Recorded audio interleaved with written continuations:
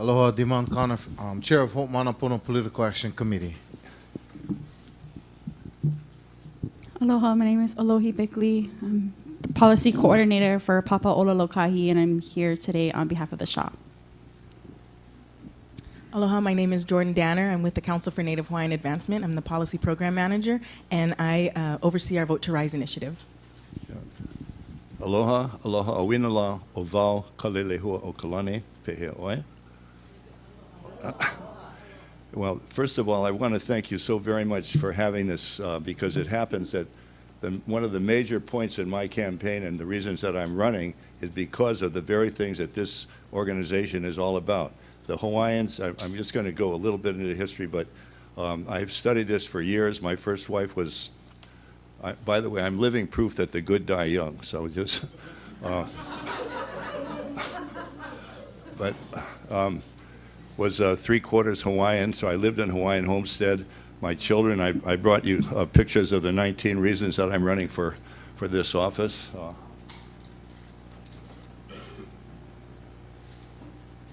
And I also have my son, Joey, was number 6 in the world in surfing, but he only went through about 3 years of high school, quit, but now he's published 2 books, and so I'm giving these books to this group as a gift from him and me.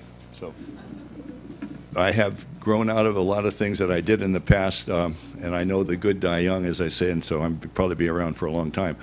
But what I wanted to say to this group is that I'm fully aware of the fact that this kingdom still exists legally. There's been an illegal occupation in Hawaii since 1893, and anybody who tells you different than that is wrong. We've had military here from then till now. We have also had very, very questionable acquisition through the House resolution, which is not even proper. There's all of this is there, and there's the opportunities are here if anybody wants to follow through on it to actually go to the United Nations to seek sovereignty. My personal feeling is that there should be a plebiscite, and that would allow everyone who's a potential, not a potential, but actual citizen of the kingdom, and that people like me could not be allowed to vote, and have a plebiscite on this sovereignty issue, and then put that to bed once and for all. Now that's just sideline. I've worked with the sovereignty group on the Big Island where my farm is. I'm fully aware of the Constitution of 1852, and also the, I don't know if you know about the Homestead Act of 1881, where everyone, they did away with Kanaka Maoli and Ali'i and so forth, so everyone was a citizen in effect and equal, and they had a Homestead Act which allowed them to get, I think, to hold a property for about 7 or 8 years, and then they got that property in fee simple. I know I'm only allowed to have 2 minutes here, so I will, well, first of all, thank you for allowing me to speak. Thank all of you folks for coming. And as governor, I would promise you that I will be available, and that Hawaiian issues are very, very high on my list. They're like number 3, the cost of living, the monopolies that control us, and the cost of spending by our state government are just absurd. And I watch this go on. I run against Mrs. Lingle and other people, and had I been governor, we'd be a lot better off than we are now. So you can say I'm a loser, but I'm not a quitter. So that. Mahalo. For the audience, the first question up is number 34 on your list, in regards to civic engagement. What are your thoughts about improving voter registration and participation? For example, would you champion an all mail-out ballot election system and automatic registration at 18? Yeah, it's tempting to say that, to have that, but I think that there's so many dangers involved with that, so much opportunity. We've got a lot of illegal immigrants here. They're being given driver's license by our wonderful legislature here, and I think that to go to an all mail-in would be an absurd thing to do at this point. I think we need to have our standard voting, and even though it's a little cumbersome, I think it's very necessary to keep that and not go that direction. Question 26 for the audience.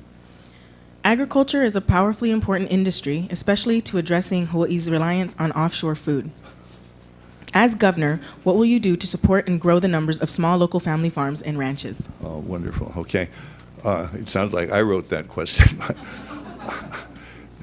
One of the main reasons I'm running is because of the totally fouled up mess that we have with the Hawaiian homestead. Number one, everybody who's on that list, and right now there's about 24,000 listed as people who are there. Now there's, what I found out recently is that of the people that are there, some of them have been offered land but did not want it, but instead of taking them off the list, they put them back on. So that's one of the reasons the numbers are so high. The other thing is that they're not accommodating the people that they're supposed to be taking care of, namely the Native Hawaiians, over 50%. And what I'm looking at in terms of the farm issue, let me go back a little bit. To me, the biggest problem we have in this state, other than the monopolies and the cost of doing business as farmers, is the fact that we don't have farming going on here. And the Native Hawaiians, and where I live is just below Hawaiian Homestead in Ahualoa on the Big Island. It's all being taken care of by who? Parker Ranch. And what is any Native Hawaiian getting? What I've learned from being around with people that are involved, that there's, number one is education, number two is health care, dental care. All of that is being denied because of the way this Hawaiian Home Commission acts. And there are millions of dollars that are going out to OHA and to Hawaiian Homes Commissioners that should be going down to the people. And as number one thing that I intend to do is to get an inventory of all the land that's available. I want to make sure in the 4 years that I'm going to be in, I'm only going to go one term, is to make sure that everybody who's entitled to that land has it. I also, and I know some will disagree, but I feel that that land should be given to them in fee simple. The reason I say that, the 1881 Kamehameha III, I think, was still in control at that time. And if they had 5 years on the property, at the end of that time, they were given fee simple interest in the property. Well, anyway, thank you. I hope that answers your question. All right. Okay, this is for question number 21, housing, relating to housing. The legislature acted to mandate investments in 22,500 affordable units by 2026. This requires 2,250 affordable units to be produced every year over 10 years. In 2016, HHFDC reported to the legislature that 326 affordable units were assisted, and in 2017, 1,267 affordable units. At this rate, it would take 28 years to reach the 22,500 mandated by the legislature. As governor, what is your affordable housing investment or spending plan to make sure Hawaii hits the 22,500 unit goal on time?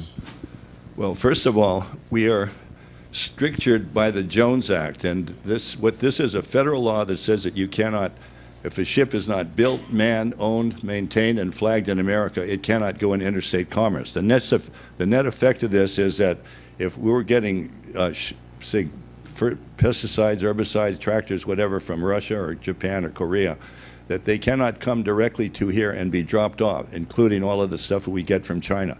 It all has to go to the mainland, be put on a Matson ship with his Jones Act qualified, and then brought here.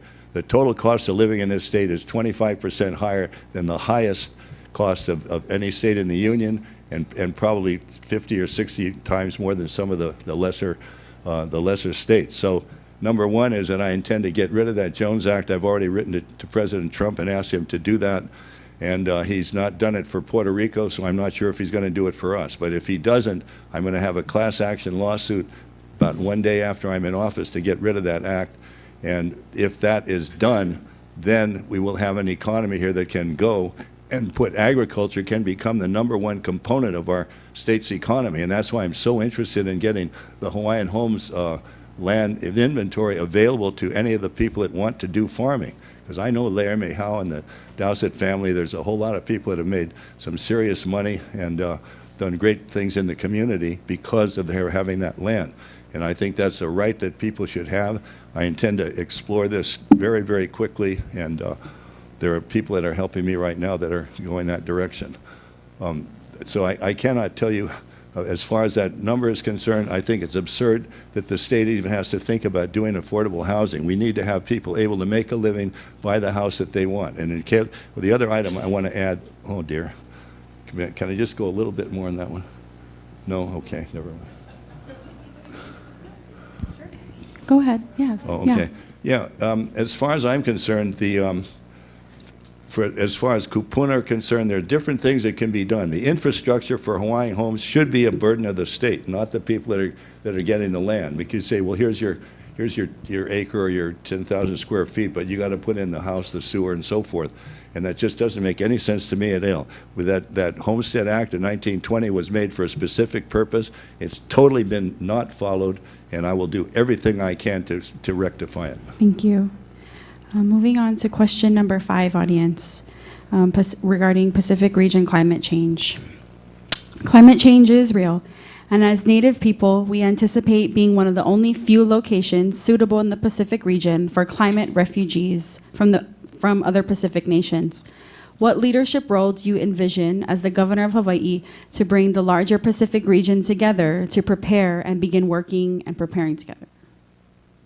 Well, to be honest with you, I haven't given that particular. I did read the question. When I've read all 38 questions that they've given us, and to that one, I do not have anything that I could say that makes sense to me. I would hesitate. That's an honest answer. Thank you for that. Okay, so this is relating to question number 10, relating to the issue of water. Water is important to Native Hawaiians. It is important to everyone. The state's obligation is to protect, control, and regulate the use of these resources is enshrined in the Constitution. Water use can be hotly contested between corporate and community interests. As governor, how would you ensure a more balanced approach to water use throughout Hawaii between corporate and community needs? Okay, actually, that's a very, very totally important issue. And the Ho'opili, where they've had productive agricultural land, is now being turned into 2,400 homes, which is going to hugely change the need for water over there. It's going to wipe out agricultural production, and that is something that I'm totally against. As far as the long-term look, and a long time ago I put this in as a legislative offering, is we could dam the top of each one of the major valleys and put dams in there so that we have a reserve of water.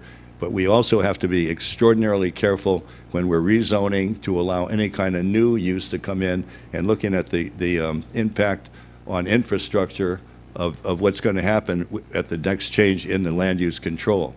The other one that really bothers me a lot is the point pollution that we get from using these herbicides, pesticides that are running into the ocean. That is another area that I'm looking at.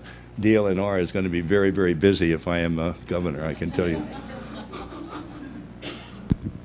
Question number 14, in regard to drug rehabilitation facilities. Stated quite simply and directly, one of the top healthcare priorities of Native Hawaiian organizations that convene at the CNHA convention is to increase access to drug rehabilitation facilities and services, especially on neighbor islands. There are far too few against the siege of drug destruction to Hawaii families. As governor, what are your thoughts and plans to address this issue aside from drug enforcement? Yeah. Well, first thing that I wanted, and I'm glad I got this opportunity. It's a little bit off of your question, but it relates to that. First of all, you have OHA, you have the Hawaiian Homes Commission. Both of them are supposed to be functioning for the benefit of the Hawaiian community, and that's not just the 50% people, but everybody who's part Hawaiian. And as I just showed the folks back there, but my 19 reasons for running are these. I've got 23 great-grandchildren coming up, and I feel I'm not allowed to die until this gets taken care of. Anyway, as far as what can be done is we need to see what these two organizations are doing, where that money is going, what are we getting out of it, and if it means to abolish OHA, if it means to abolish the Hawaiian Homes Commission and have a central Hawaiian, if you want to call it Hawaiian-oriented segment of government that's going to be looking to that, so that we know what's coming in, we know what's going out, we know what the needs are. For instance, part of what we can have is out of the homestead land is we could have we can put up townhouses, places where kupuna can go there and live, decently without having to worry about things. There's all different kinds of things that can be done if we have a proper understanding of what's there, what's available, what it's going to cost to do it. And then I believe the state of Hawaii's taxpayers, including me, are very happy to spend money for those kinds of projects. I don't know if that answers your question, but that's... Thank you. Moving on to question number 7 for the audience regarding public charter schools. The disproportionate per pupil allocation awarded by the state to charter schools continues to be a concern across the state. What solutions do you propose to address charter school needs for permanent facilities and parity in funding? Okay, that's one. I mean, we went over this for about an hour, but this question. But my original degree is in elementary education. I had an extensive, over 3-month career as an elementary school teacher. That's a joke, and it's not a joke, but it's not an extensive career. But anyway, but I think the charter schools do a tremendous job. One of my granddaughters has a group of, they're in the charter school in Kona, and they win the solar panel award up here every year. They do a solar powered car, so she's won it. So I think the charter schools are terrific. There's a lot that can be done, but this is talking about permanent housing and so forth. And when we get into that subject, you have to look at the private schools, Punahou, the Sacred Heart, Maryknoll. They're all in that same category. So if what I want to do is to talk to the various legislators and especially the Hawaiian leaders here about, well, how you folks actually feel about it. I don't feel I'm even at this stage of my career, which is over 10 years, that I can really say specifically what should be done. I know I certainly want to maintain the charter schools. Excuse me, there's one other issue since this is up. This Department of Education is another total waste of our money. They've got something like, I don't know how many thousands of bureaucrats. Our teachers are at low-level income. I intend to get rid of that whole department. I have a personnel department and a curriculum center. And other than that, that whole thing has got to go. We have the School Community-Based Management Council. People can run their own schools as they do on every other state in the union. And I will do my very best to ensure that the quality of education in this state puts us number 1 and not number 50. All right, thank you. This is number 30 on the question list, dealing with the economy. As Hawaiians, we hear every year that the government doesn't have enough money for all the needs of its people. And every year, the government tells us that they can spend money on areas like Hawaii Tourism Authority that is not constitutionally mandated, yet ignore issues like resource management, water priorities, and Hawaiian homes that are constitutionally mandated. As governor, what is your government spending plan to address all the needs in our state, and will your plan require tax increases? Well, that's a perfect... my question, exactly. Anyway, that's the reason I'm running, because of that question that he just asked. First of all, we need to get rid of the Jones Act, to get rid of that requirements on the shipping. The next thing we need to do is to get rid of the monopolies that HECO and that Matson have, because those drive up this cost tremendously. The next thing is that I intend to have a survey done of the entire personnel of all of the state government and find out how much is being paid, what we're getting for the work that they do, and if they do not appear to be something that's useful and worth the money, they're going to be abolished. When Waihe'i came in, he increased the total number of state workers by 25%, and we're terribly highly taxed here. The general excise tax is an abomination, and I'm going to be looking at all of that with people who are economists who know what's the best thing to do, and I can assure you that it will be better than it is now. I could add that if I were elected in 2002, we wouldn't be having this meeting, because all the things he's talking about, we already would have done. Last question. Question 9. Hawaii's history, especially from a Native perspective, is largely ignored in Hawaii public schools, and if taught, can be an incredible bridge to understanding, healing, and pride. As governor, will you lead the conversation to achieve the production and publication of a middle school-aged appropriate textbook that accurately tells the story of Hawaii's Native people? And could you just say the last part of that, the last 2 sentences? Sure, I'll read the question again. Hawaii's history, especially from a Native perspective, is largely ignored in Hawaii public schools, and if taught, can be an incredible bridge to understanding, healing, and pride. As governor, will you lead the conversation to achieve the production and publication of a middle school age appropriate textbook that accurately tells the story of Hawaii's native people? Oh, absolutely. Absolutely. I think there's tremendous need for that. And well, the question, I mean, the answer to that question is yes, absolutely. That whole area needs to be covered, and people need to really understand the history of Hawaii, and they need to understand what's happened here in these years, and the kind of waste and spending that's gone on, the fact that the people who are entitled to Hawaiian homelands are not getting them. People are making millions of dollars, basically utilizing tax revenues and property that should be going down, to, I shouldn't say down to, but to the entire community, and particularly to the Hawaiian community. They've been really, I won't use the word, but not properly cared for, put it that way. Mahalo for your time this afternoon, Mr. Carroll. You now have 3 minutes to provide your closing statement. I'm sorry? You have 3 minutes to provide your closing statement. Oh, okay. I thought that was a question there. Yeah.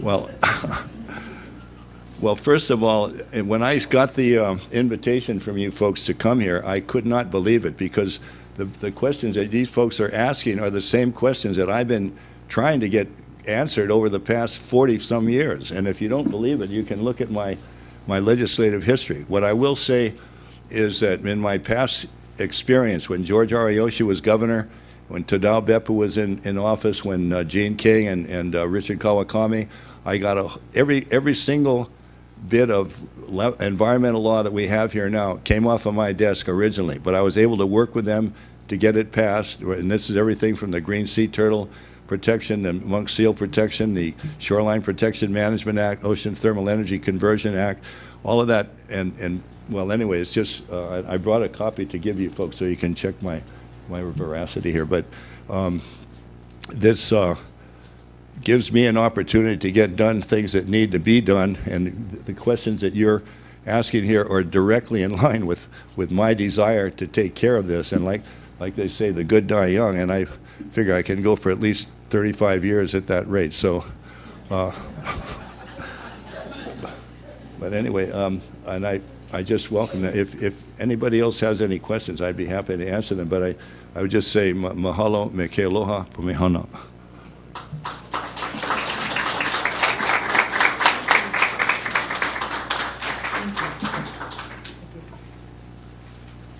Mr. Carroll, I just want to thank you on behalf of all of us here. I want to thank you for your decades of service to Hawaii, your love for Hawaii, and for all of the public policy work you did in your servant leadership all these many years. So God bless you. Thank you very much.